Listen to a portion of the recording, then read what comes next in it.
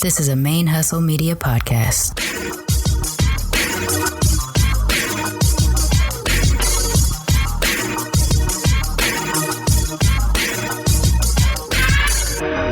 Hello and welcome to the show. My name is Jackie O and you're listening to Militantly Mixed. Yo, this is Rashani from the Single Simulcast. And when I'm not making you laugh or making up parody songs, I'm kicking back, listening to Militantly Mixed. I would like to acknowledge that the Militantly Mixed podcast is recorded on the traditional lands of the Chumash and the Tongva people, and I wish to pay my respects to the people of those nations, both past and present. Hey y'all, welcome to Militantly Mixed, the podcast about race and identity from the mixed race perspective. I am your host, Sharmane, aka Mixed Girl Maine, the busiest mixed race, bisexual, polyamorous, atheist, comic book nerd, cat mom, mask making, Gulf Coast Cosmos, comic book co-owning, Asian American Podcasters Association's Golden Crane Award winning podcaster in this podcasting game. I don't know how long I'm going to do it, but I think I'm going to go ahead and milk that Golden Crane Award thing for a little while longer because it really made me feel good getting Asian acceptance and acknowledgement in podcasting. So I'm going to ride that wave for a little bit longer.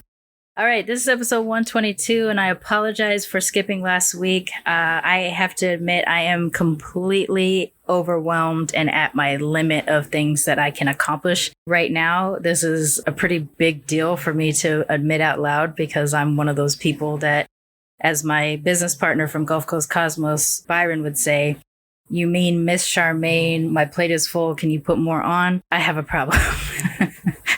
My problem is that I feel really guilty when I don't take on more, do more, whatever. And I have finally had to admit over the last week or so that I am at utter capacity and I'm not able to meet some of the deadlines that I set for myself. So I need to actively adjust some of my deadlines so that I can accomplish more things with less stress, I guess. And that's where I'm at. So just to let you know what's going on, I do work in HR in my day job, and January tends to be one of our busiest months because we do the end of the year stuff, right? Taxes and all that kind of stuff related to payroll. The other problem is I'm implementing a new system, a new HR system at work, and I'm the one doing the lion's share of the work there because I'm the one who knows the most about the individual employees.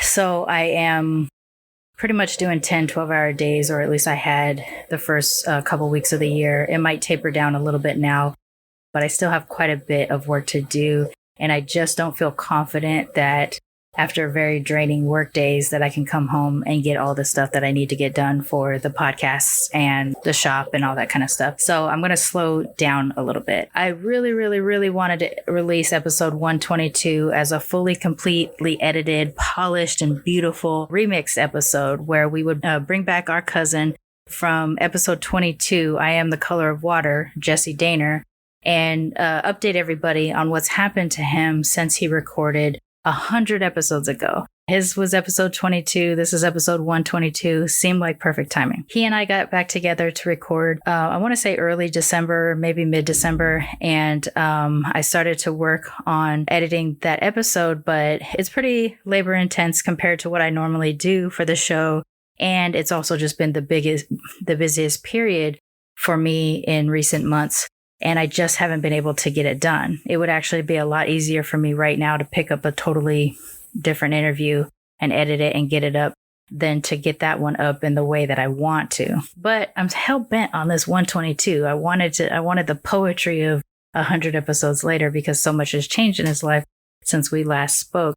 So I'm not going to get everything I want. And what I've decided to do is I'm actually going to re-release his first episode with y'all today as a rerun so that you can, for those of you who have joined us in the last year or so, may not be familiar with Jesse. And those of you who have followed us for the last near 3 years, you can get a refresher on what Jesse's story was.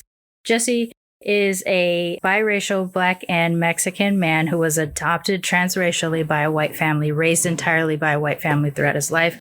Although he also has an adopted Black brother as well with that same family. A couple years ago, he went onto Ancestry and discovered a sibling a biological sibling from his mother. They, at the time that we spoke in 2018, had only just recently met and started to get to know each other a little bit as people who happened to be biological siblings, but were both adopted out to other families.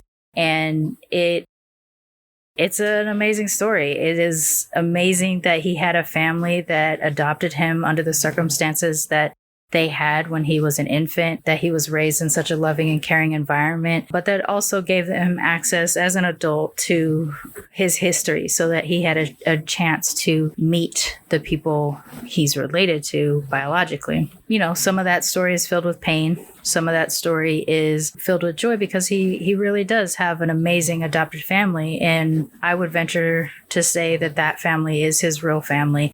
The biological family are the people he's related to. We got together, like I said, in December to chat about the updates, to find out where he is in the relationship building with his biological family and its impact on his adopted family, the family that he was raised in. And I was going to be kind of intercutting back and forth between the past and the present. Like I said, a little too labor intensive for me to be able to focus on this month in particular. So I'm going to drop this rerun of I Am the Color of Water. And then the next episode that I will drop will be his most recent interview so that you can hear what's changed in his life since we first met in 2018. It's not how I wanted to do it, but it is how I'm going to be able to get it done given my circumstances for now. I'm looking towards probably another month of really hectic day job stuff. And while that's not my main hustle, that's the bill paying job. It is it's the job that I have to prioritize right now. So I am going to rearrange my schedule a little bit. There's some people I have had recordings done with since November that still need to be released. So everything's kind of getting pushed back just a little bit so that everybody gets their episode up while me also being able to drop them when I can. So you might see some scheduled episodes landing on Tuesdays like you're supposed to, and you might see some just get dropped midweek somewhere if I get that edit done, just so that the episodes are actually available and out because of how hectic things are. And I hope y'all work with me on that for a little while till things regulate during the day job and I can kind of go back to my regular schedule. Because I missed last week, I missed dropping some announcements that I really do want to share with you. And so I'm going to do that, and then we're going to jump into today's episode. I want to shout out our Patreon sponsors. I don't know if I mentioned this on the last episode that I did record, but we took a really major hit on the Patreon side recently. It was steadily dropping anyway because of COVID and, you know, everybody's money is really tight right now. So I expected drop with the Patreon sponsorship while people took care of their families. December, though, it dropped pretty significantly, and it's going to be tough. It's going to be tough to keep things going.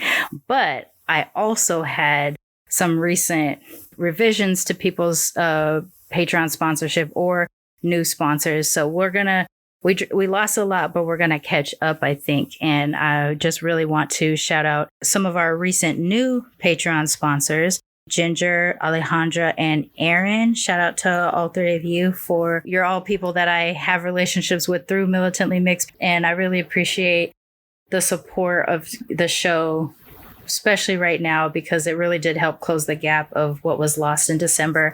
And then a special shout out to Evelyn, a very long time sponsor, Patreon sponsor of Militantly Mixed, who recently did a pretty substantial annual sponsorship. And I'm just so grateful to have that, especially. It was perfectly timed because I had a big annual bill due and it came in just in the nick of time. And I just can't be grateful enough for that particular thing.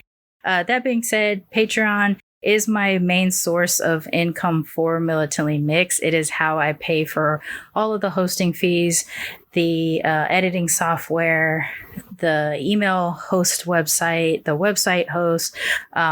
Sometimes when I have to do extra audio cleanup, there's a service that I use for that as well. And those costs stack up. And it is because of the Patreon sponsorship that I'm able to do that. When there is a little bit of extra money, that's when I do the extra swag and the promotion and stuff like that. But predominantly, the money that is raised through Patreon is how the show just gets released. I can have all the time in the world myself to do the work, but I still need the money to actually get the show out to you. And with these recent Patreon sponsors, I am actually able to catch up a little bit. And so I'm really grateful. Thank you so much.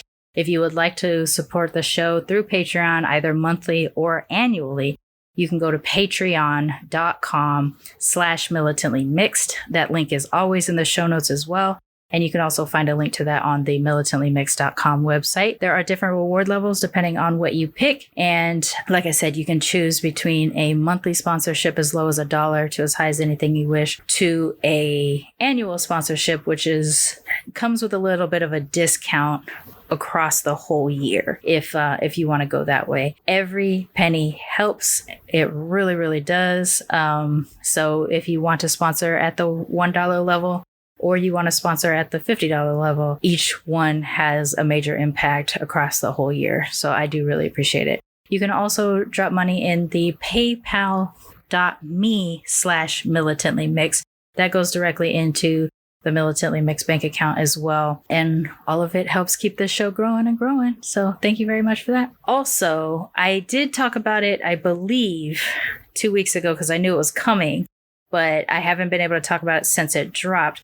I have been a recent guest on a couple of podcasts. One is available right now, the Catmaste Chronicles. It is a UK-based podcast that is hosted by Michelle Adams, who is a fellow mixed cousin. Their show covers sort of entrepreneurship and wellness and love of cats. So every guest that's been on the show is a cat owner, or I guess owned by cats. And it was one of the most fun times I've ever had being a guest on someone's podcast, because we did talk about the podcast, Militantly Mixed and Blerd Comics. We talked about Gulf Coast Cosmos. We talked about Masked by Mane.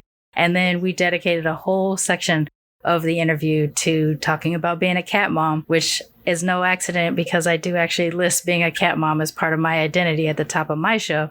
So it was a lot of fun. I had such a blast talking to Michelle. I hope to also get her on the show in the coming months once I catch up on the currently banked interviews that I have, because it was really so much fun to talk to her. Catmaste Chronicles is on all of the major podcatchers, iTunes, Spotify, Stitcher. So be sure to check that out. My episode will be easy to find because my name is listed in it, but I do encourage you to listen to the other episodes as well, because it's a really nice podcast.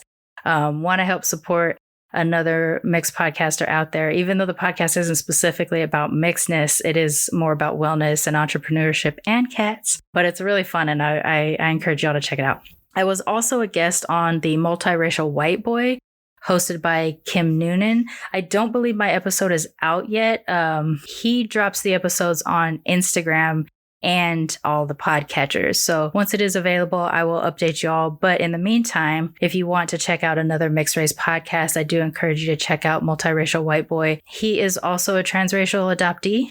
And when he ends up being on our show, we'll learn a little bit more about that as well. But we had a really great conversation about our identities as mixed Asians. You know, sometimes that identity is really tough when you don't look or seem Asian enough. And so that was a big portion of our conversation. So keep an eye out on that. You can also follow him on Instagram, Multiracial White Boy. You may catch when he drops the episode with me just because you follow him.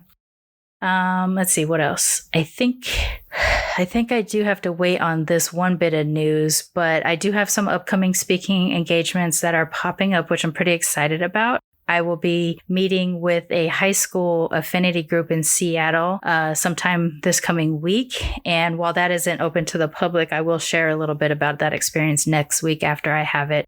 Looking forward to seeing what it's like to have an affinity group for mixed race kids at a high school. I think that's going to be pretty exciting. Also, we will be doing our Militantly Mixed live stream panel discussion on January 21st at 5:30 p.m. Pacific, 8:30 p.m. Eastern. That is going to be covering the topic of affinity groups at universities. So it's funny that I'm doing both of those things this week, purely by accident that the timing with the high school worked out the same week that I was doing the university one. We will be joined by Jay, who you remember from an earlier episode in 2020. And, actually, both of them were 2020. And Dakota. Jay is the founder of the Mixed Race Student Coalition at UVA, University of Virginia.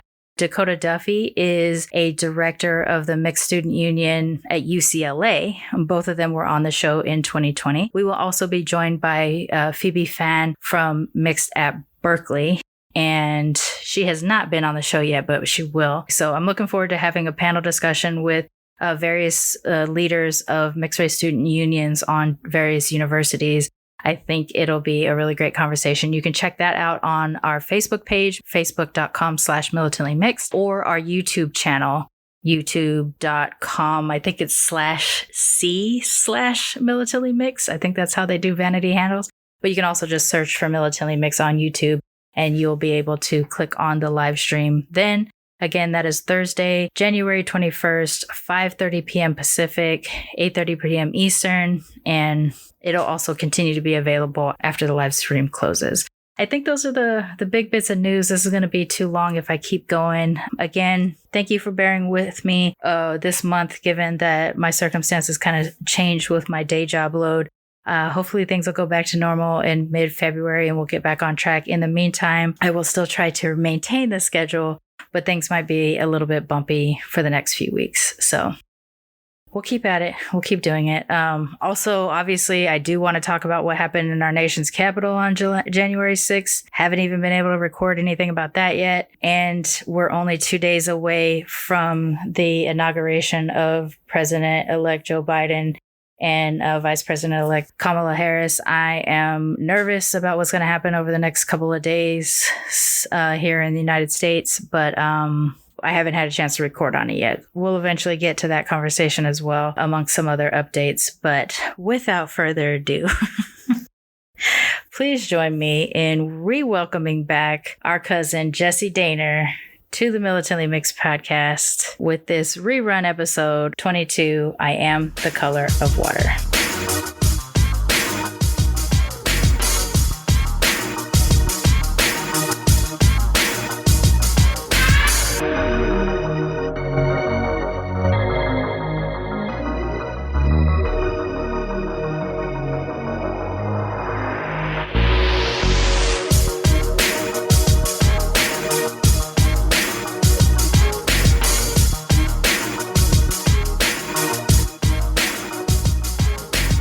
So we are back for another episode of Militantly Mixed. My guest this week, I'm excited about because your story is a story that I didn't even know I really super wanted. I wanted somebody with a similar experience, but I didn't know how badly I wanted it until I talked to you. So I'm so glad you were going to shine a light on mixedness that we have not dealt with on this show yet. And I'm very excited. So my guest this week is Jessie Daner. And you are an entrepreneur. You are out there doing big things, fun things that I'm so excited to get into. So why don't you introduce yourself to the audience, let them know about you, and then we'll talk about your ethnic background and your upbringing, and we'll get into it.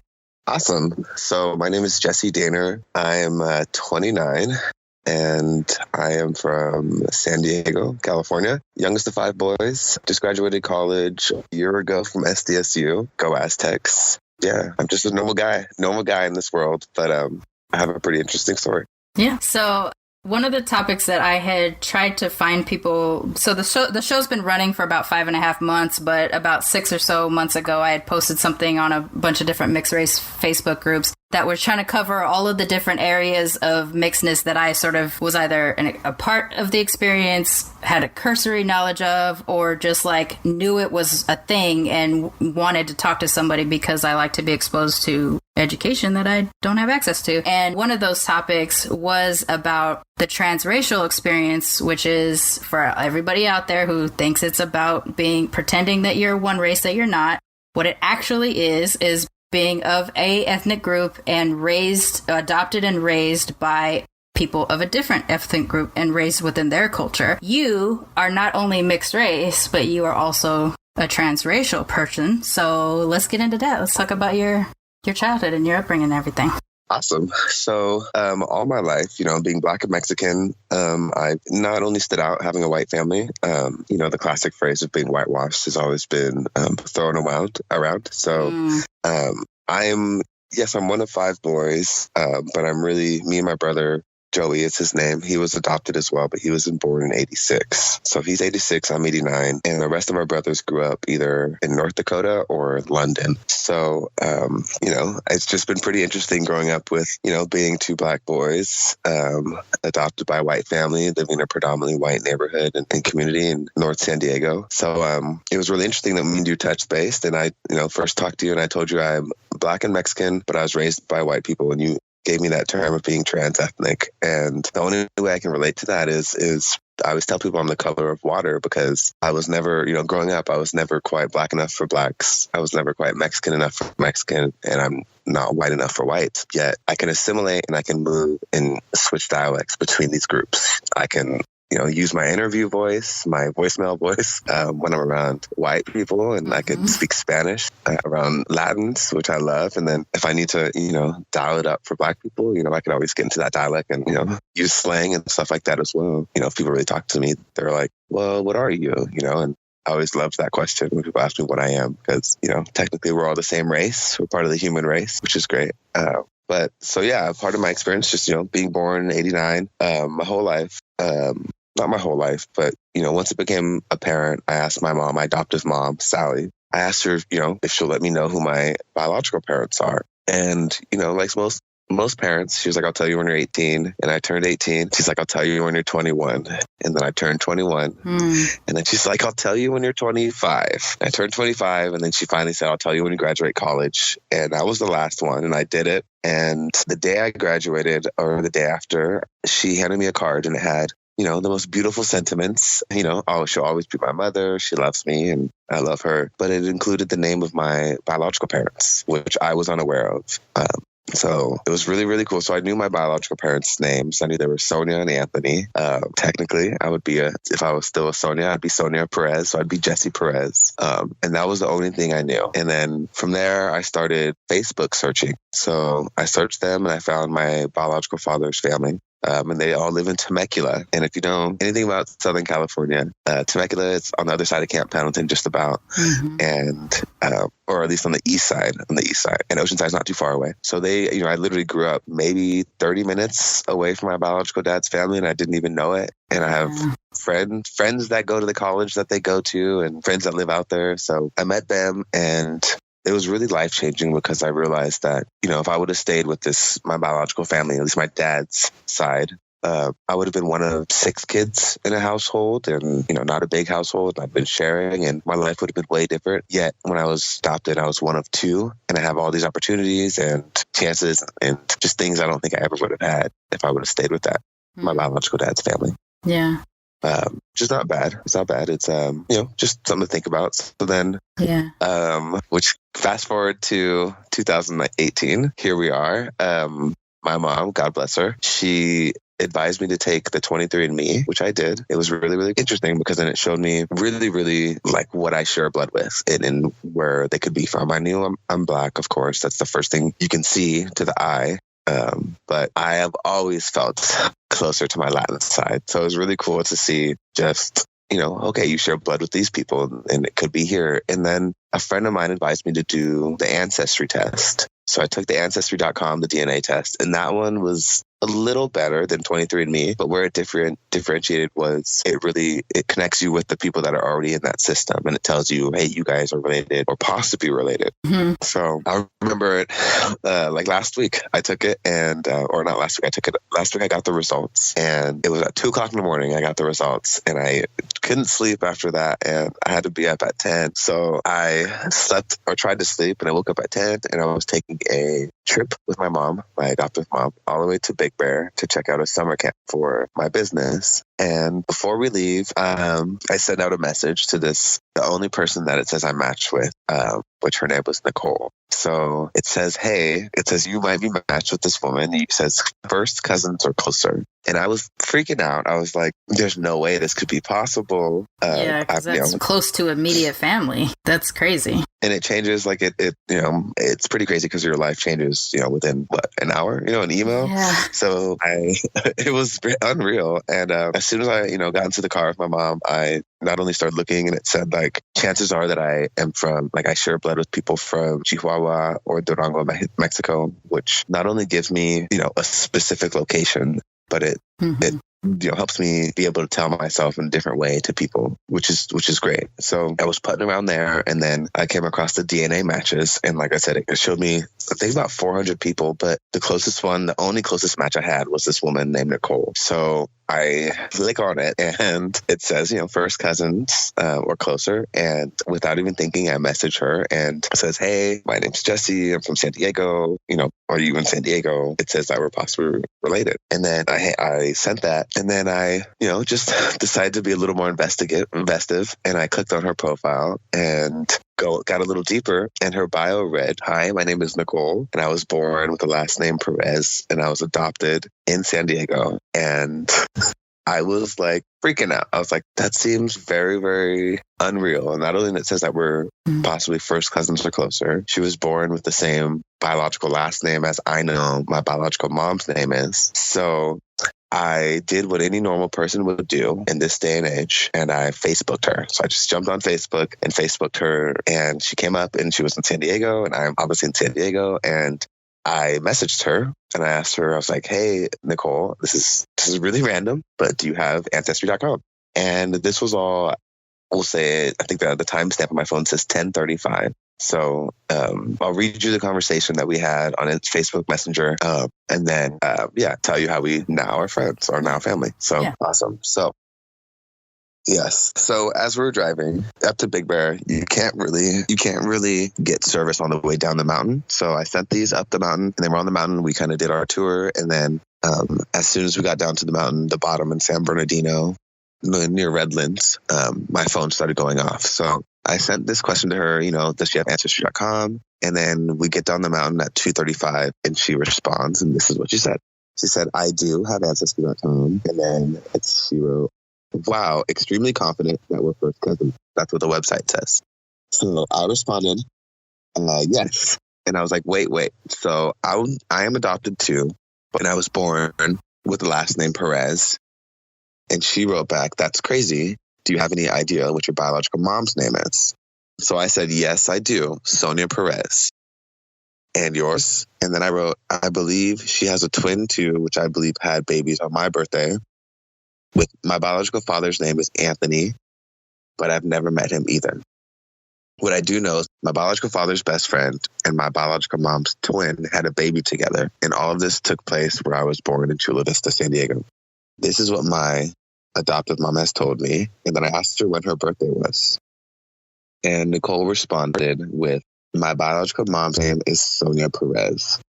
And I'm aware that I had two older siblings, a sister and a brother. And she said her birthday was 1991. So I wrote back, that is so crazy. My birthday is August 17th, 1989.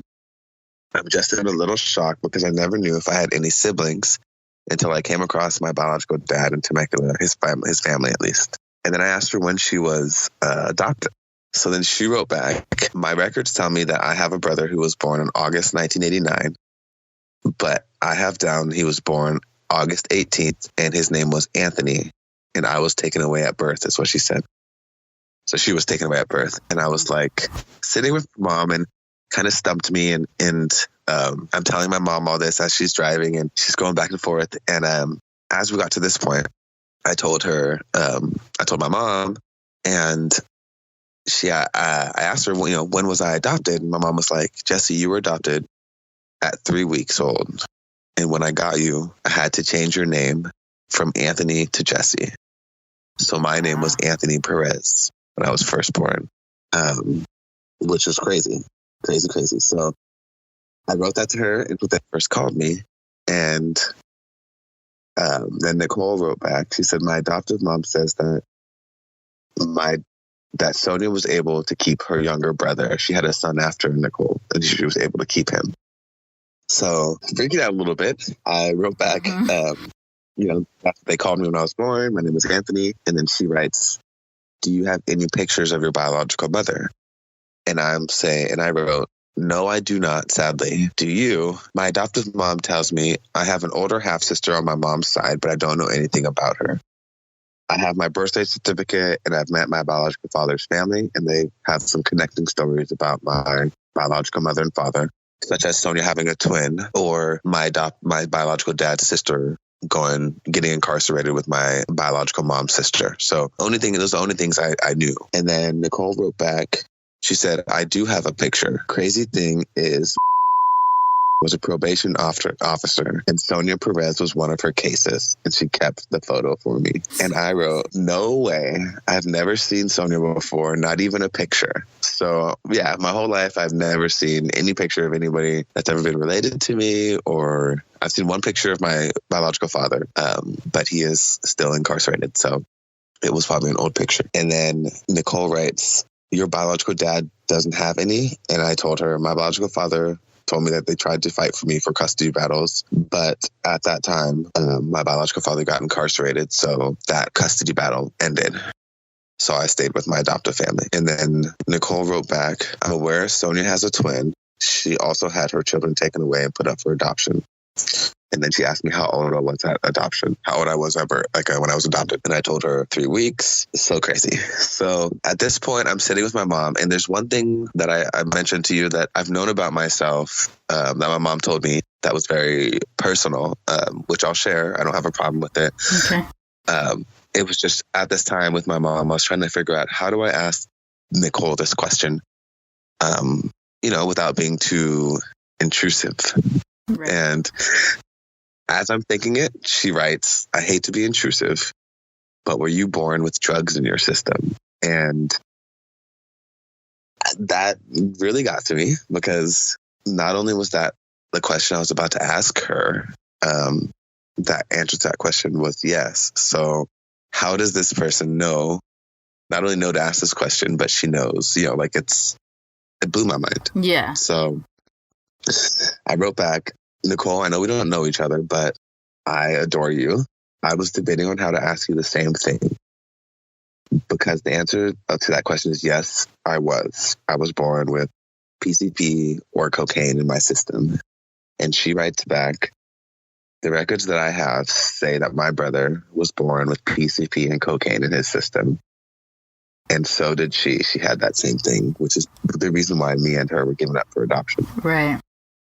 So, so that's pretty much how our conversation just as went. Crazy to hear it the second time, even though you and I have spoken already. It just rocks me. And I'm not even a part of your family, but it just rocks me that this is the experience that you have to find a biological sister and all that. It's so crazy. Yeah, it was really lost for words. And after that, that's kind of where the conversation, I don't need to read the rest of it. We kind of went back and forth, and then we decided that we were going to meet. So we met the day after.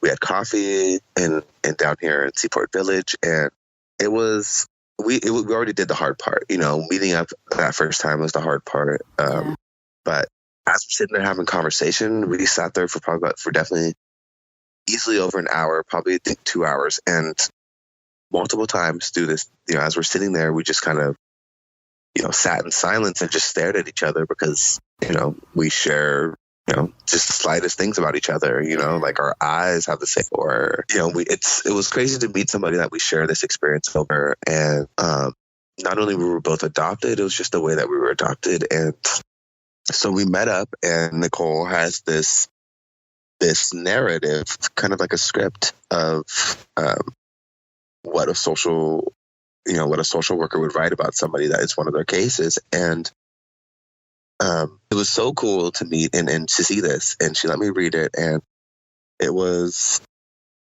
like I said, a narrative of not only of my biological mom's life for the most part, but, Nicole's life. And it mentions me, how I'm like, just kind of like a cameo character, in her life. But the part that I was in is so pivotal and so crucial. So what we put together was Sonia was not only born and went to school here in Logan Heights, like near where I live right now.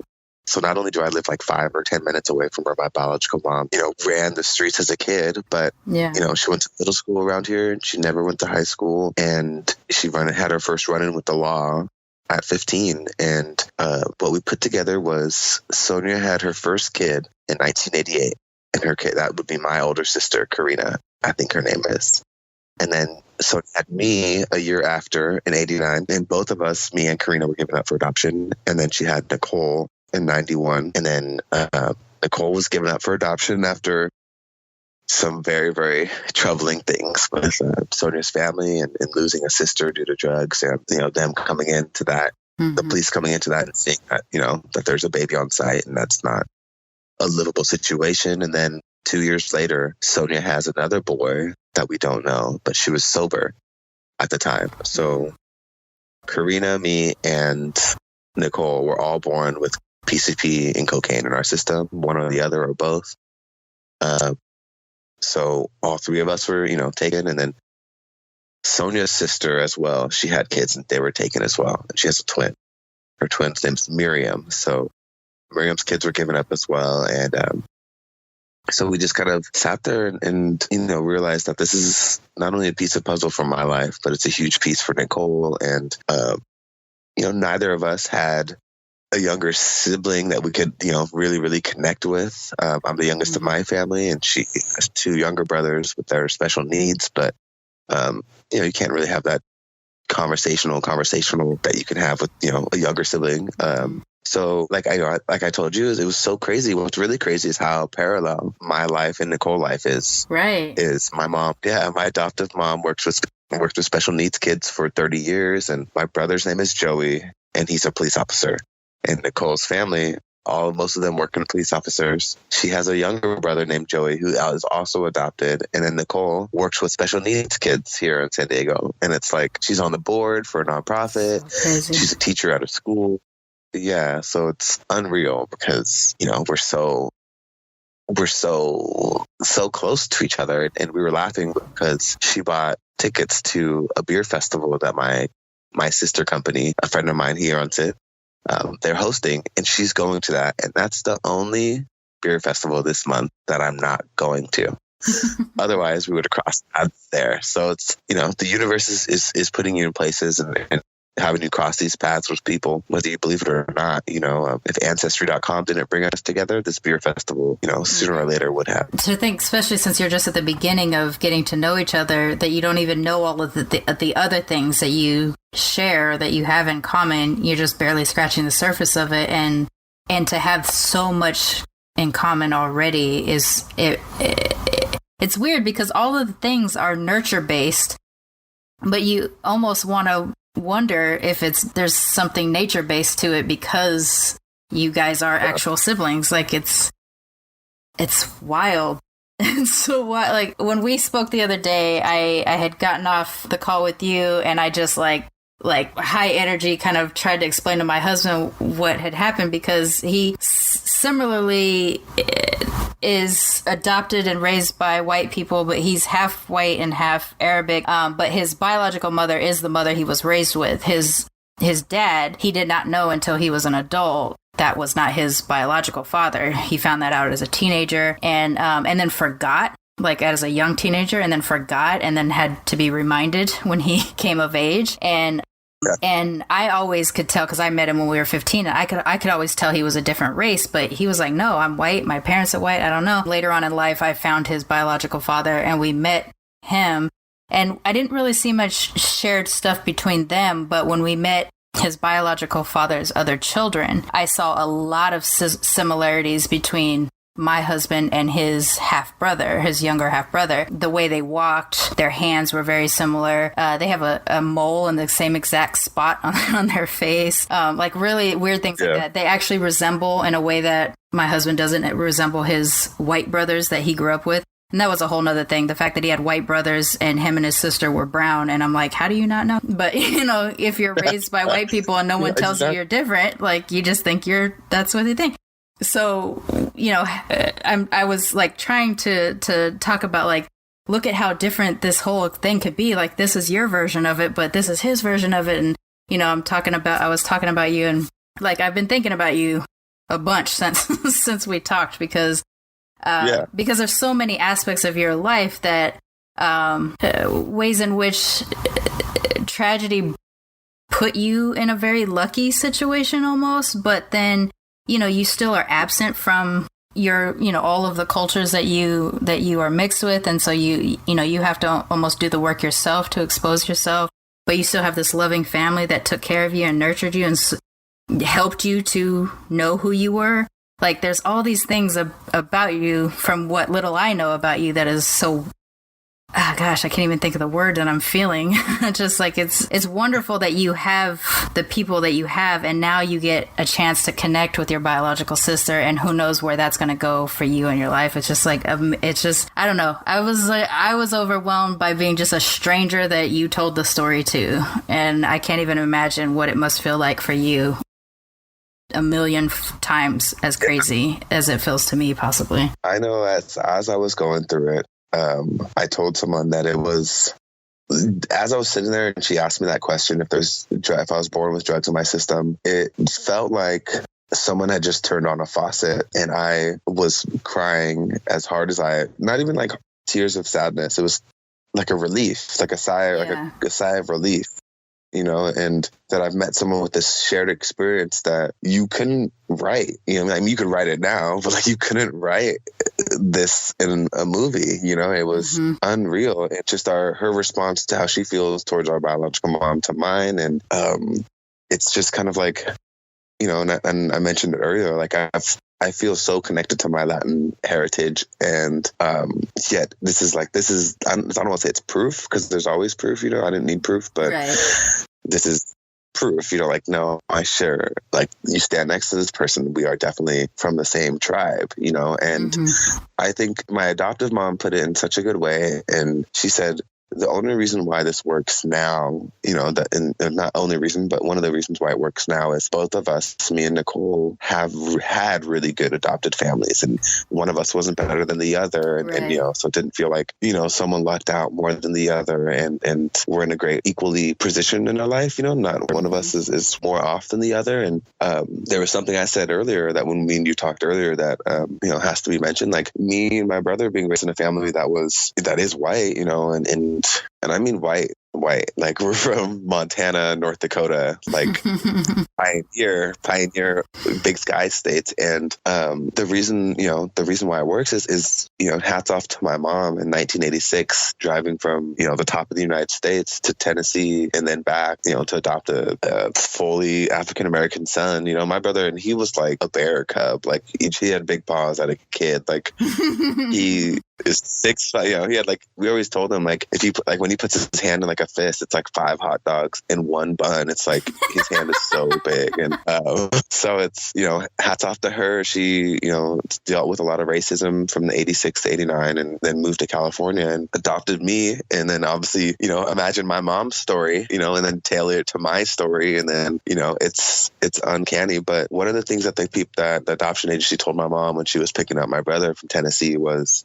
they almost didn't let her take him, because everybody was so scared. You know, they were scared of the idea that if you take a black child, you raise it in a white household, he's going to lose himself. You know, he's not going to learn this culture that has been stripped of, you know, African Americans in so many ways. And my mom, believed that and she understood that, but she didn't understand what it meant until my brother was she didn't understand fully until my brother came home one day as a kid, maybe 5 or 4, and told her that he wanted to be a firefighter, but he didn't think he could because he'd never seen a Black firefighter. And I think that rings true, and it's why I don't get mad when we had that whole Black Panther argument, but it's just that's the point. Like, so many kids, they didn't think they could be president. They didn't think they could be Captain America. They didn't think they could be Superman, because there's no strong Black men portrayed, and that we don't see ourselves in the media like that, and it's hauntingly true. And then how kids, they'll believe it,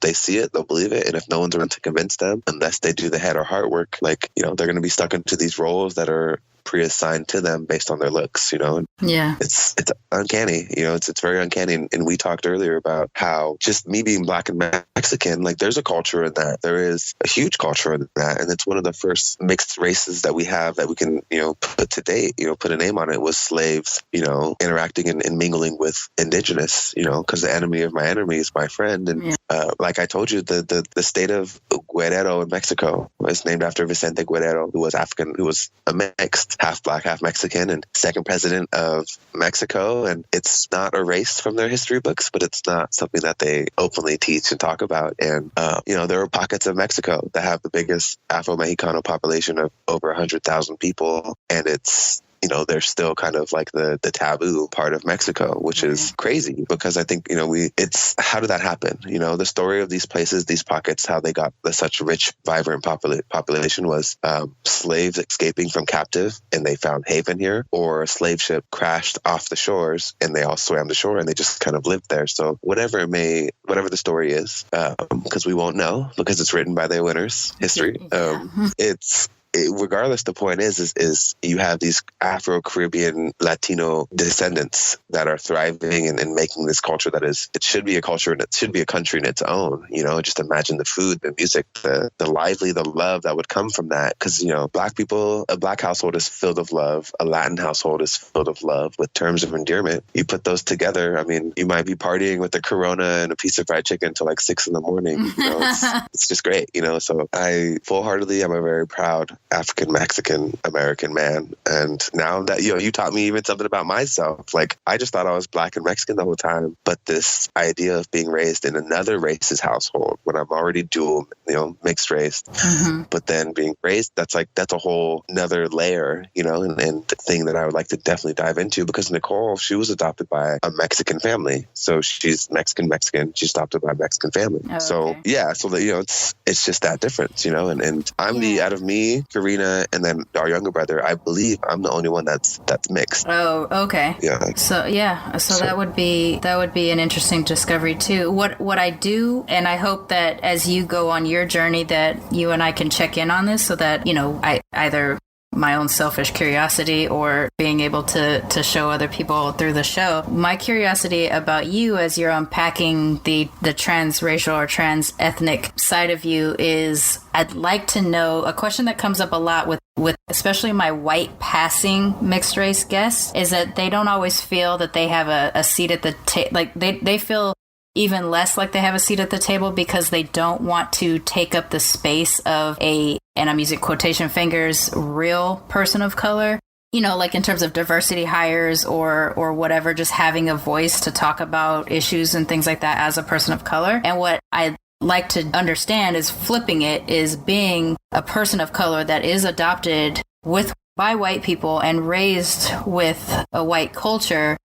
What is their voice and what is their, and another quotation finger saying, permission to have a seat at the table in terms of, are they equally allowed to own a certain amount of whiteness, even though ethnically they're not white, culturally there is whiteness there. So I would definitely like to check in with you as you are going through that, because I want to understand all aspects of mixedness, but I think that's a very interesting part of the whole pie of what we are, is that, I am a believer that we should have a voice in all aspects. Yes, I don't have the experience of a full monoracial Black person or a full monoracial Japanese person or a full monoracial white person, and yet I have all of these influences both in my blood and in my cultures. So do I have a space to go to England, say, because my grandmother is British? Can I go there and insert myself as a Brit, even though I'm not fully a Brit? You know, do I have, like, you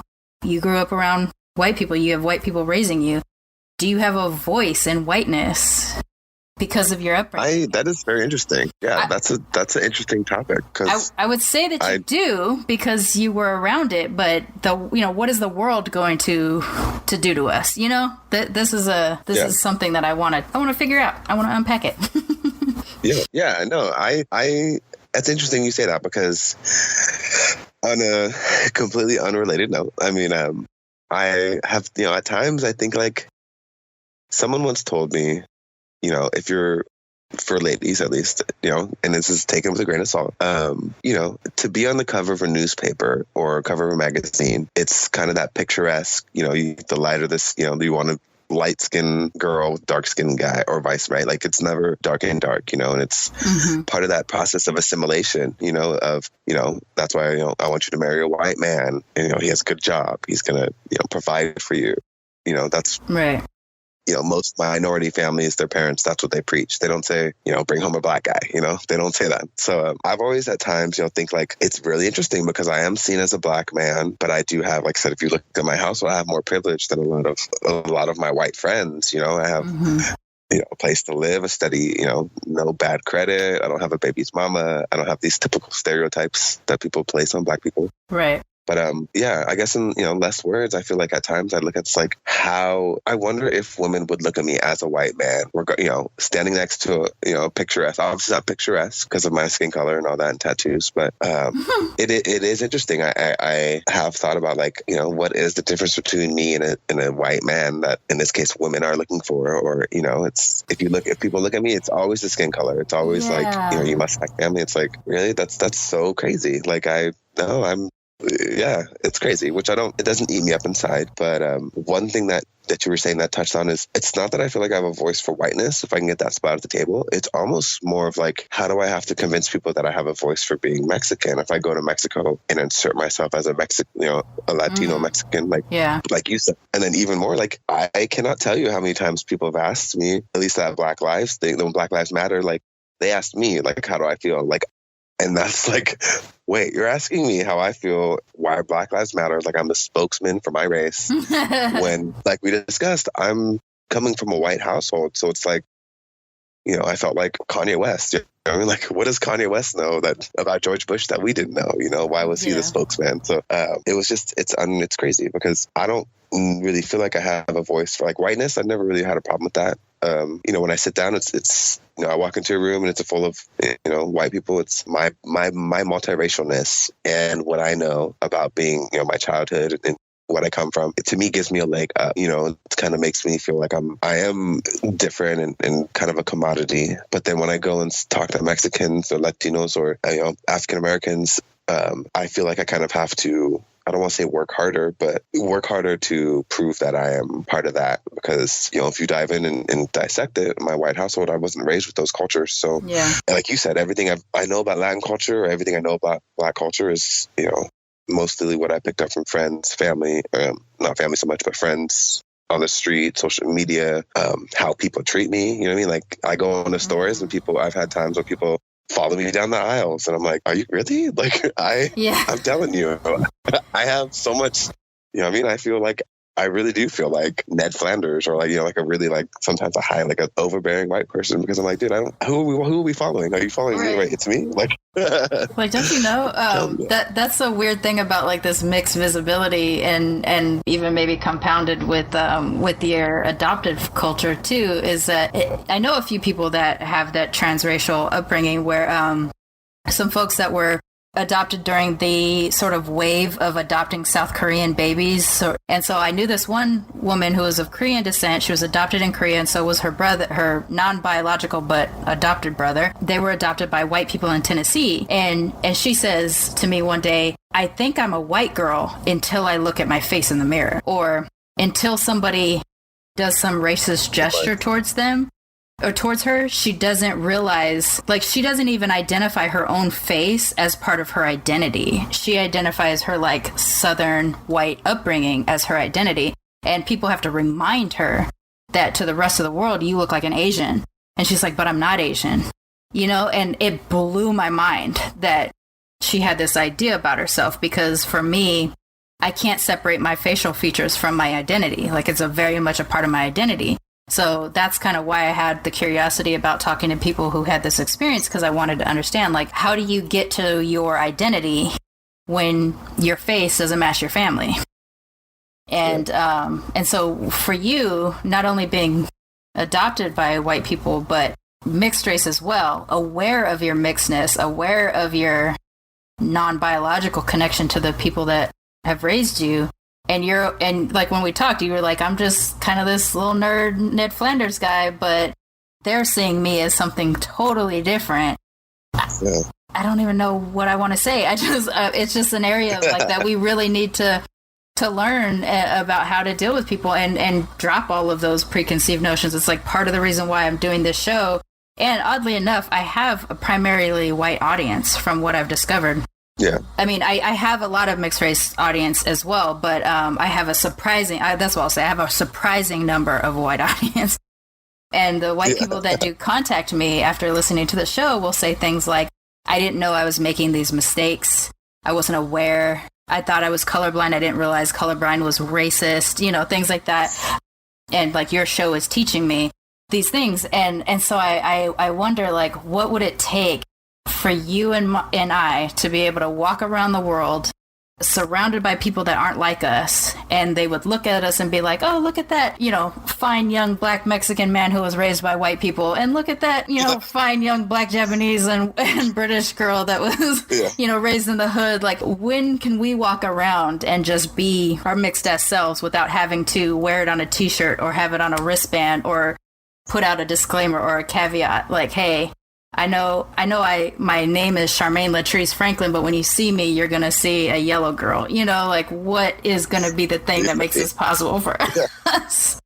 I'm coming around the corner. Just be ready. Yeah, like, the mixed folks are coming. The mixed folks are coming. Yeah. Well, I think it's how do we get there? There's no answer to that. But, you know, for everybody listening, there's two things. One of them, I have to say it before I forget. I have a friend who is half black, half white, and you can tell he's troubled, you know, and then I won't get into how we know he's troubled, but he's very, very troubled, to the point it comes off in toxic masculinity and in other ways as well. And we kind of dove into, you know, asking him, like, why is that? Like, why are you doing this? And he is torn apart. He has the internal struggle of his mixedness. And like I said earlier, my mixedness is a source of pride for me, and it's a source of strength. And I dig from it and dig from that well. Mm-hmm.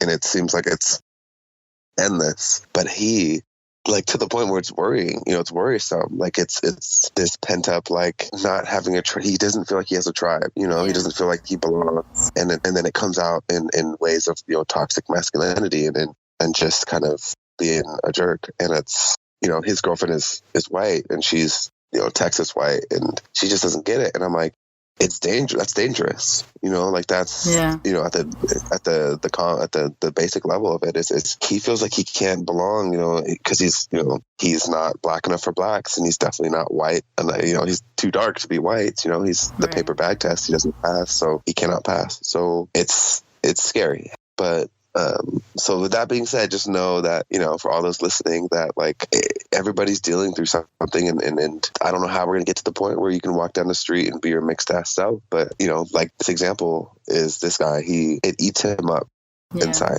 My brother is similar to that. It's sad. Very, very sad. And you know, it bothers me. It bumps me out. Yeah. It hurts me too when I meet other mixed people that don't feel that sense of, like, I'm very empowered by my mixedness. I feel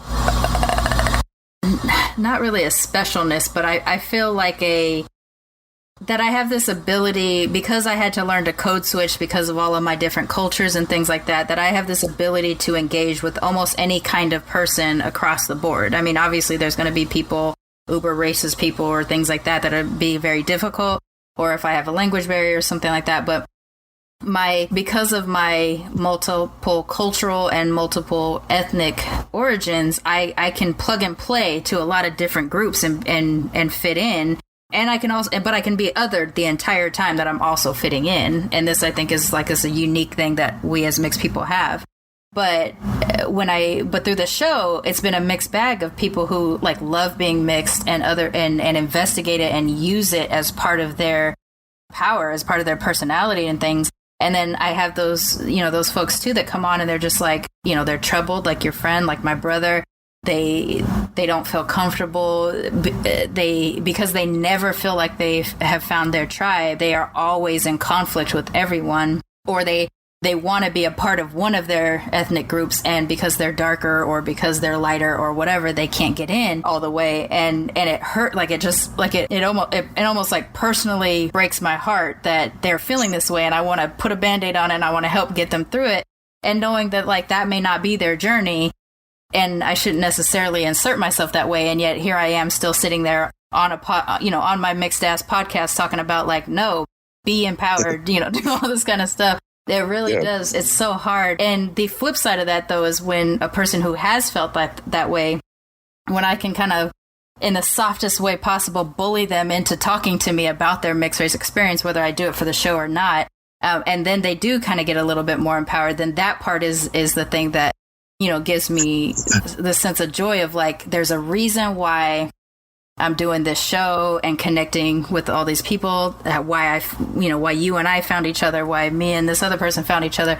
And now we can not only deal and unpack with the issues that we have. Like I said, sometimes the show ends up being like a therapy session for whoever I'm talking with, and for me as well, because I still have my insecurities and anxieties, even though I'm fairly confident in my mixedness most of the time. And I just love that through these narratives that everybody is telling about themselves from their own words, my other show that I produce, Black Radical Queer, Javi and Nicole, the host on there, she says our stories on our own terms. That's very much like the idea behind this show, is that, I'm here to help create a space so that we can tell our stories on our own terms, and like you coming out and just being like, look, this is my deal. Like, this is my whole deal. And you're not sad, or you're not ragey or angry. You're just like, this is the cards, and I'm living through it. I've lived through it, and I'm unpacking, and I'm still dealing, and I'm here, and I'm empowered by it. It just gives me like so much joy to hear, because parts of your story are very rough and very traumatic, and I have also a lot of trauma in my history as well. But to hear that, like, you can have this positivity and this relief in your voice when you're telling your story, I don't know, it just makes me feel so good. It just does. I feel so good hearing your story. I'm glad to hear that. And it's, like I said, I'm very thankful to have come across your podcast. And like I said, I really just Googled mixed race podcast, because I listen to tons of podcasts, or at least a handful of them that I follow, everything from Breakup to My Favorite Murder. And this was just something I came across because it's something that's in my life very much. Obviously, it is my life. And, then it started, then I found this, and then it snowballed into my ancestry, and it just like, how I reached out to you, and then I told you, like, you wouldn't believe my story just got much more complex. Like, I know. It was like from one message to the other, it was like your life changed. Yeah, it was unreal. And it's crazy. The second thing, there was something I mentioned earlier, and I said I was going to say a second thing. Right.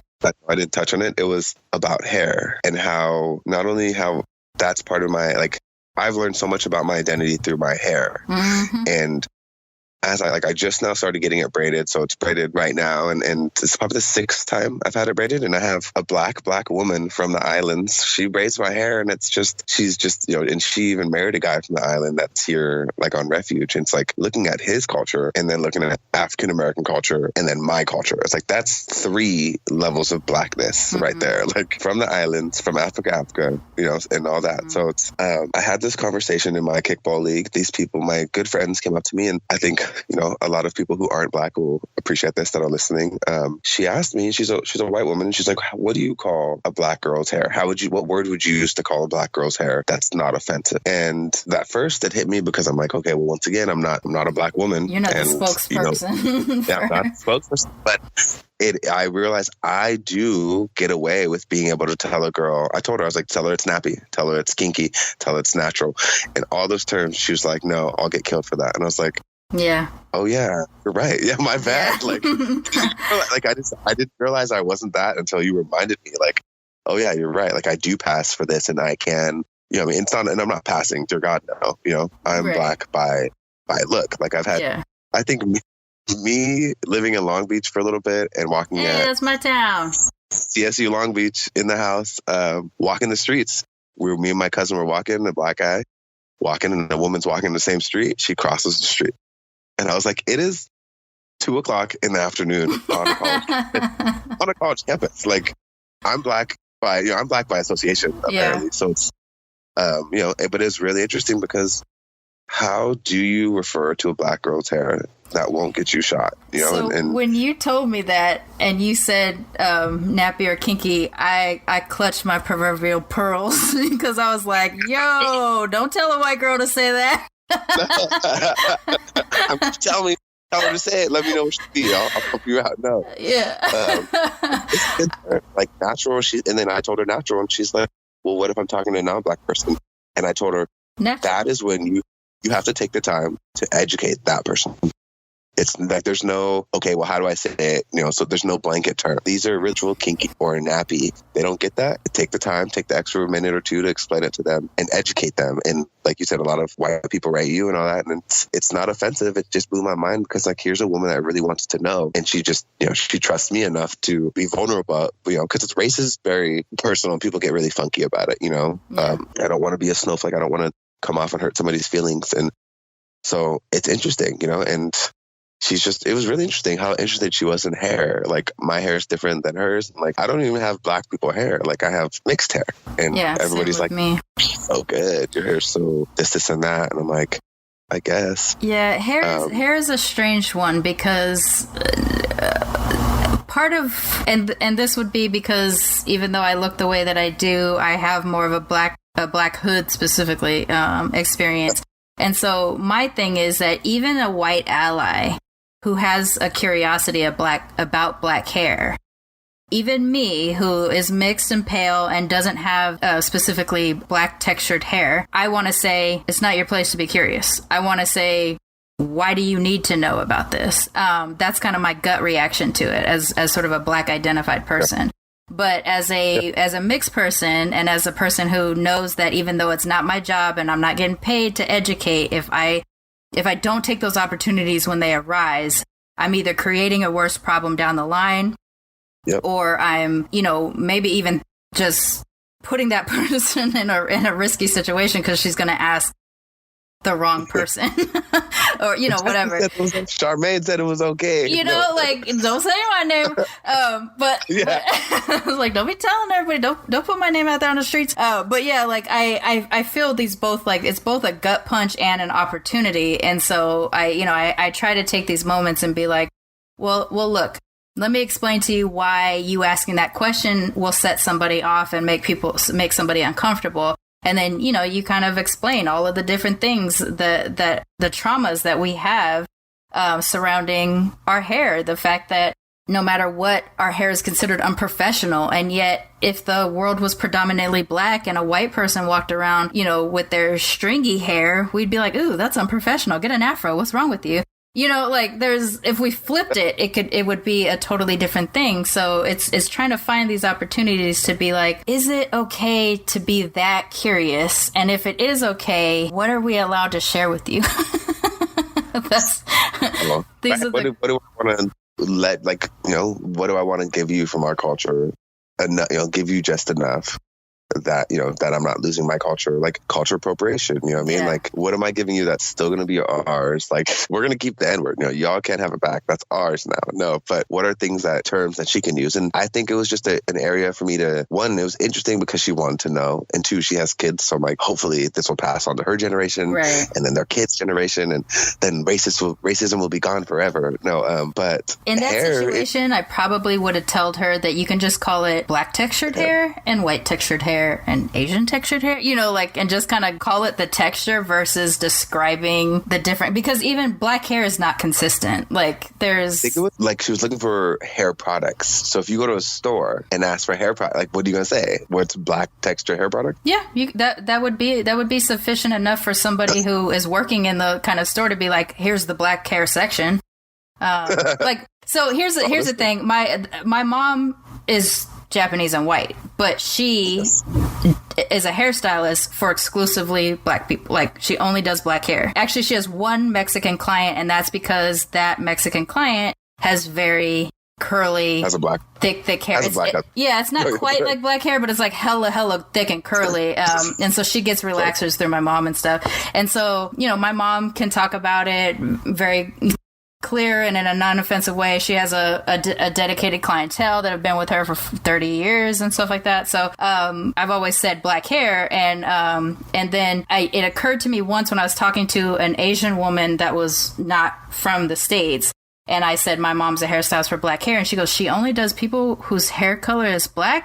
And it was a whole thing that was like, oh, I actually do need to change how I say this for some people. So yeah, I include the texture because anybody who's in a hair store would at least know, or like a product shop would at least know, like, oh, there is actually different products for people with black textured hair. For mixed folks, though, there is a couple of different companies that do hair, that do have hair products specifically for mixed people. And I'm really, really hoping I can get one of the one or both of the owners on the show if I can. I have not found a connection yet, but there's a hairline called Mixed Chicks, and it is all kinds of products that are catered to different aspects of mixed hair.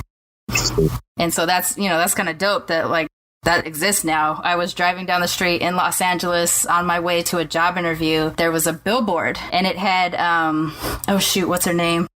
Kersey something. She's the mixed race girl that was in Dope, and okay. So she was on the billboard, and it had a hashtag like mixed my way or something, and it was Mixed Chicks hairline products, or my mixed hair story or something like that. And it was the first time in my entire 41 years that I saw mixed people being mixed on a billboard. That it wasn't like the token mixed person with a whole bunch of white people or whatever. It was just a mixed girl with her mixed hair on a mixed hair billboard, and it was amazing. I think we had that discussion where it's like, even though if you're mixed, like I have to put you in some sort of box for my head to compute it, right? Either like Halle Berry or Barack Obama or Bruno Mars, like you're black or Mexican, you can't be both. Right. Like, and that's what blows my mind. And hair not only tells so much about it, like hair, I don't know if you realized, but African American black people's hair is the only hair that grows towards the sun. It grows up. No other hair does that. That's an interesting way of saying it. Right? I mean, really? Someone told me that, and I was like, oh my God. Yeah. Our chosen race. Oh, yeah. No, but really though, like I've changed the way I've thought, since I heard that, like we really only have the only hair that grows towards the sun. Like, and I don't know, like, so something you said was like, I used to like hair, right? I had dreadlocks, and as soon as I cut my dreadlocks, I got a job. Like, my hair wasn't appropriate. Black hairstyles are, they're very, you have to be this way, right? You're right. Keep it high and tight. But when people first got slaves, they got them from all over Africa, from tribe. They would capture people from different tribes that would never even meet, different languages, different currencies, and they would toss them in a boat together and expect them to find common ground, you know? But with that being said, a long time ago for hair, you used to be able to tell whether someone was single, what class they were in, if they have any people, you know, how many brothers and sisters. You could tell so much by someone's hair. And when they got us as slaves, they they just take all the hair off. They're all the same, shave them all off. Yeah. And if you look at it today, like that's scary still into our system. You know what I mean? Like, you can't, if you want to express yourself through your hair, that's fantastic. But better hope you're going to be a rapper or something. Like, you're not going to get, you know, unless you keep your really high. How long, you know, and how long it costs really expensive to get dreadlocks to keep them really nice and clean. Like, not many people have that. So if you just think about, you know, being colorblind is not enough. It's because they're not acknowledging these differences, like our hair. Being colorblind is downright erasure, and it's a horrible practice, and it's one of those things that I know in white allyship, it's an attempt to be an ally, but really it's one of the worst things that they can do or say because they're trying to erase us to make us feel like them. And we don't necessarily want to feel like them. We want to be ourselves and express ourselves. I mean, imagine if nowadays we braided our hair with maps back to our home the way slaves did before they started shaving hair off. You know, like our hair told a story. Exactly. Before. And it, you know, and we're being told that now that's unprofessional, or, you know, but then at the flip side of it is when a white person appropriates a black hairstyle, then they're courageous or they're beautiful in some kind of way. And that discrepancy, even in 2018, is it's just so bizarre that this is a thing. There's a book that I really would like to recommend for yourself and anybody listening that I read when I was in school. It's called Colorblind, and it's by a guy named Tim Weiss, and it's about the rise of post-racial politics and the retreat from racial equity.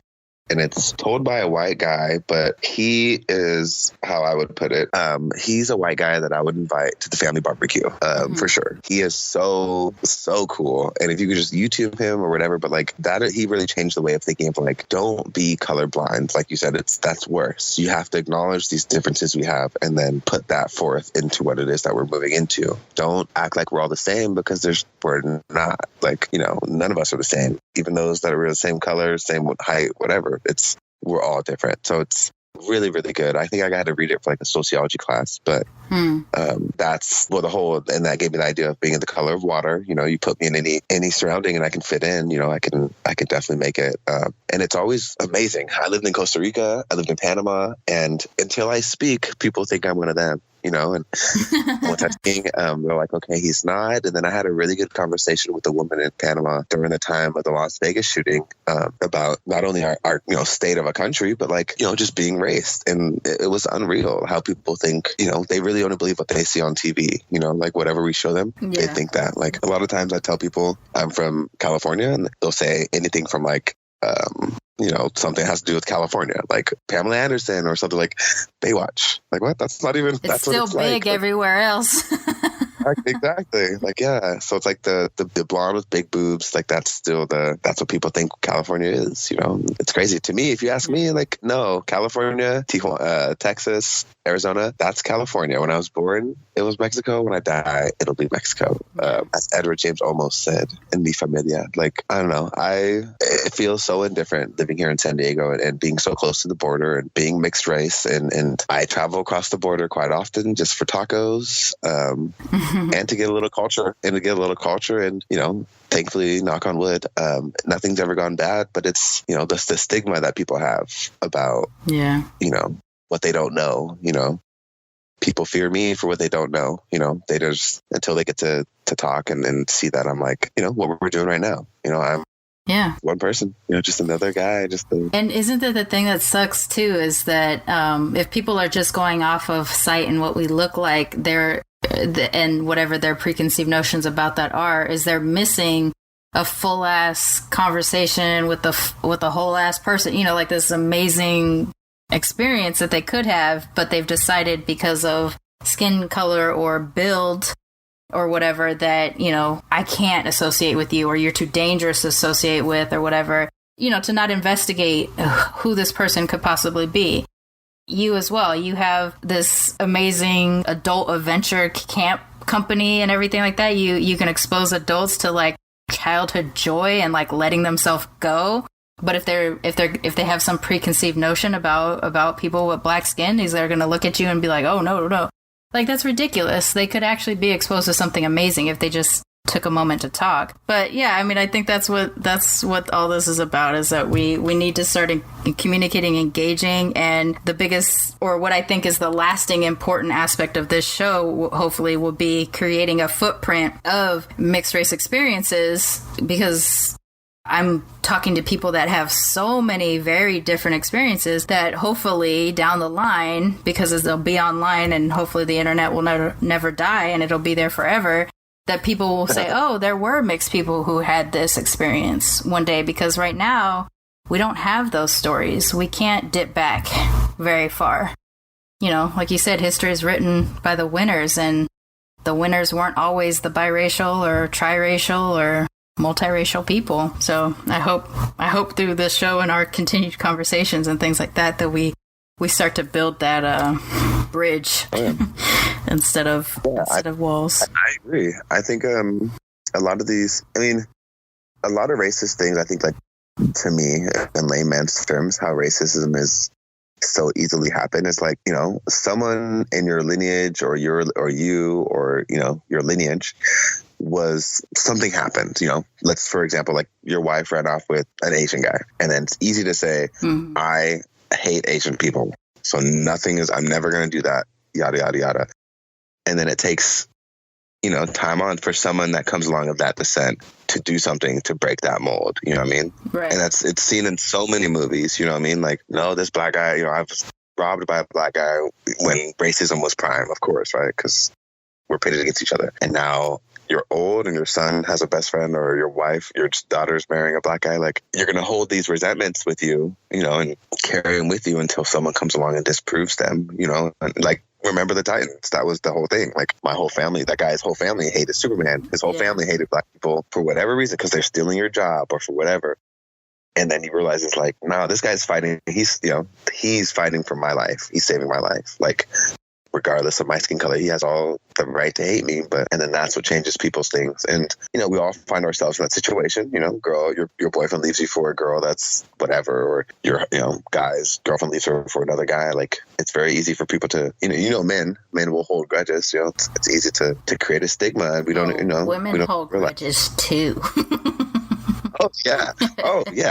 Yeah, I mean, yeah, it's crazy, you know, and I think that's one thing my mom's always been really great at, and she taught us, was it's not the color of somebody, it's not their, you know, the creed, it's their humanity, you know what I mean? Like, how are they as a human? I think, you know, you don't got to be white or black to be an asshole, you know, you don't got to be a certain color. So it's yeah, for real. So we are getting closer to time, so there's a couple things that I like to do to wrap up the show, but before we do that, I wanted to hear about your adult summer camp. Will you tell the audience about that? You know, after all this is being said, I've had a normal childhood, of course. And in 2010, I went and lived in Costa Rica, and I was out there for a little over half a year. And I was out there because not only was I on academic probation, I lost my license, and the state of California was not happy with me. So my mom was like, why don't you, you know, do something productive with your time? Live abroad, teach English, or, you know, shoot the shit or whatever. And a friend of mine who was a really good friend, Rory Graham, he ended up passing away. And he was one of the most phenomenal people I've ever met, and one of the first black cadets as a pastor at Army Navy in Carlsbad. And they're going to name a building after him, and he's going to be the first black cadet to have a building named after him on campus. But before he passed away, he mentioned me going to this company called International Volunteer Headquarters. So I just looked it up, and I ended up living abroad, teaching English based off of his recommendation. And I came back and had kind of a better direction on what I wanted to do. And in 2012, my childhood sister, a young lady that I grew up with in Oceanside and went to preschool together all the way through high school and community college. She ended up passing away, and her mother asked me to speak at her funeral. And I said, of course, Echo is her name. And Echo is very much like me. She was a social butterfly and knew everybody, and it was always the life of the party and loved looking her best. And as I was up there speaking, I just realized that all the people that I knew from her in connection to her and how many people knew me. And everybody from work to play to my ex-girlfriend at the time, her baby's daddy knew her, and everybody in between. And at the time I was looking at starting something that mattered with a friend. And we were looking at flag football, but he didn't want it to be co-ed. So we switched, we split, separated ways, and I came across dodgeball. And unbeknownst to me, I found out that not a lot of women like getting hit in the face with playground balls. So I had to find a different sport, and I came across kickball. And kickball is played in 32 states, including Alaska, and they play in the president's backyard, which there's a park back there. So I don't know about this president, but they play in old presidents' backyards. So with that being said, I looked from where I am in North San Diego, from Escondido to the coast of Oceanside and Carlsbad. And at the time, there was no kickball. So I started my league and started with 8 teams. And within a year, I ended up moving to Carlsbad and kicking it there. And we've had 24 teams, which is our highest. And then right now, our season has 15 teams on it. And there's 20 people on each team, all co-ed. So we play Friday nights. That was the first time I got my start. I've been kicking it ever since. We play 4 seasons a year. And while I started that, it definitely snowballed into what I do now, which is I make giant games. So I make giant Jenga, giant Connect 4s. I have a giant pool table that has soccer balls that you kick. I have giant beer pong, any kind of lawn game or old school child game like Mancala or Kerplunk. I can make it. So people started hiring me to bring them out to festivals. So I do a lot of beer festivals. I do weddings. I do birthday parties. I've done sororities and fraternities. And those were kind of separate, kickball and games. And then I came across this idea of doing team building. So if I have any gift besides woodworking and making things and making people happy, it is facilitating groups of people. I have a very slick tongue. Sometimes it writes checks that my ass can't catch, but for the most part, it does what it's supposed to do. And I started doing a lot of team building, corporate team building, and that's what led me to what we're at today, which is a 21 and up summer camp for adults. So it's a 4-day, 3-night, all-inclusive summer camp, but it's like a team building / like team Olympics. So you sign up and you get a color, any color you want, and then that's your team. And you guys will stay in a cabin. All your food will be provided. We have sponsorships from Pizza Port here in San Diego, and then we also have Naughty Barrel Brewing, any brewing company out here, honestly, because San Diego has so many. But we've had a liquor company that does our tequila, and then we have whiskey out there from Hannaberry. So all your alcohol is included. Your games are included, so you do anything from like a team Olympics. So you're competing against other teams in ropes course, mountain biking, and archery tag. So you get to shoot each other with bow and arrows, but it's safe. It's safe. The arrows have cotton balls on them, and you wear masks. It's more like a LARPing, like a cosplay type thing. So we have everything like that, and then you have pool time. We have a concert at night. We have a talent show. And then my personal favorite is we're going to have campfire stories. So we'll have somebody out there, hopefully a good podcast out there that'll be telling us some horror stories and some scary stories while being in the forest, because everybody knows you stay out of the forest. You don't want to get murdered. That's the best thing. So I'm not selling a product. I'm selling the nostalgic experience of how many of us, especially mixed race, how many of us didn't get to go to camp and be ourselves. Imagine going back to camp now and being your best self and wearing your onesie and going with your girls or your boys and being able to cut loose. And my mom went this past year and she won our costume contest. So, and my mom is 65 years old.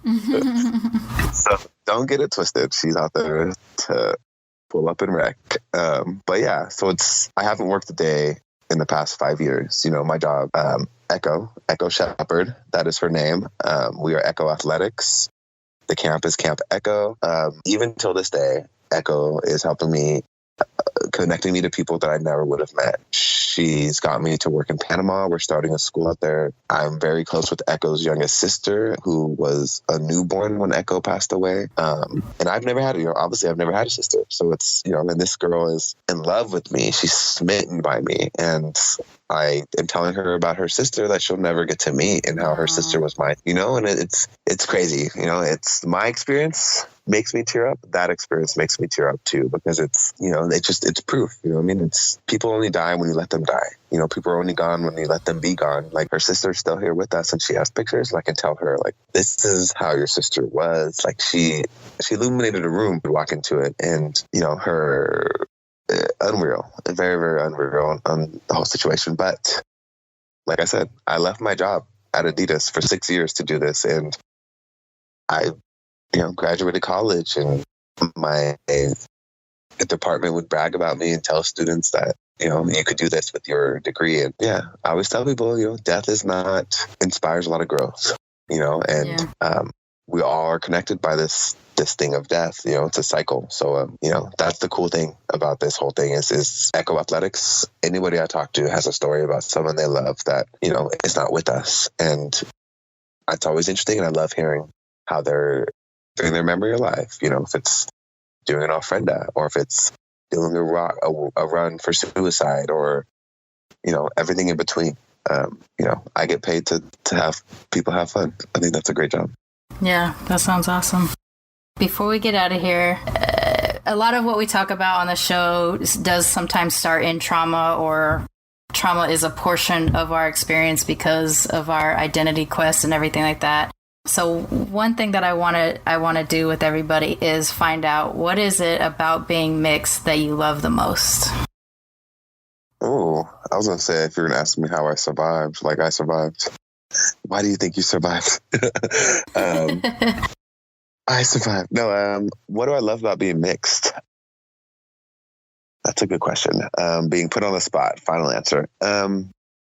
This is why I love being mixed. I love being mixed because life is like a Gatorade. You know what I mean? And if you think about, we all grew up with the red, the blue, the orange, right? The basic colors. They're not flavors, right? What flavor you want? I want red. Mm-hmm. Then something beautiful happened. Gatorade came up with these hybrid flavors. And one that is so popular in Latino Mexican culture is cucumber Gatorade. It's cucumber lime. And that to me is so, so crazy, because that is what being mixed is when two cultures come together and then fuse into something. And not only changes the culture, but it changes your food. It changes your music. It changes your people. It changes your language.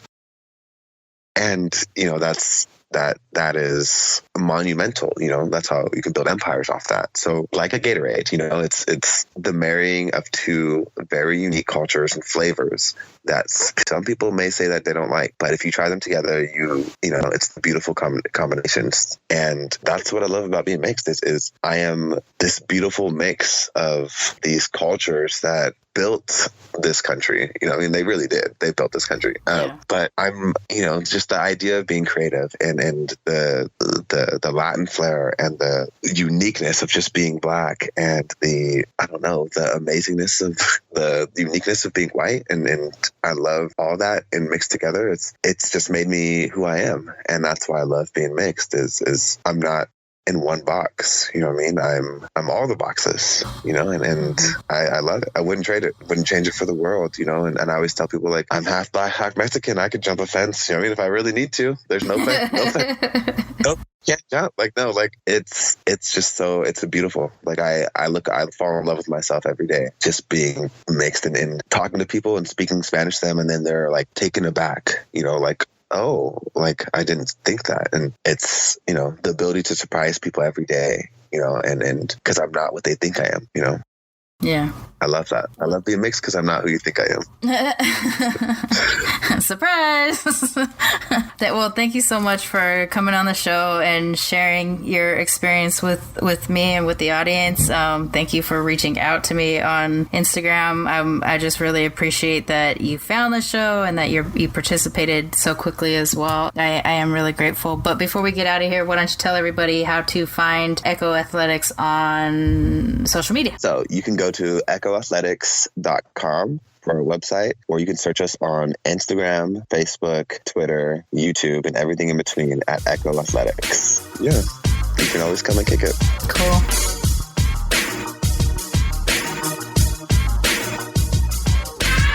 Militantly Mixed is a ManeHustle media podcast, produced and hosted by me, Sharmane Fury.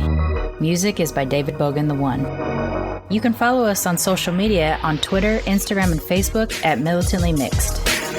If you'd like to become a sponsor of Militantly Mixed, please go to patreon.com/militantly mixed for monthly sponsorship, or paypal.me/militantly mixed for a one-time only donation.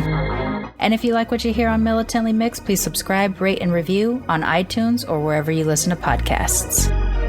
And don't forget to be your mixed-ass self. ManeHustle Media. Turn your side hustle into your main hustle.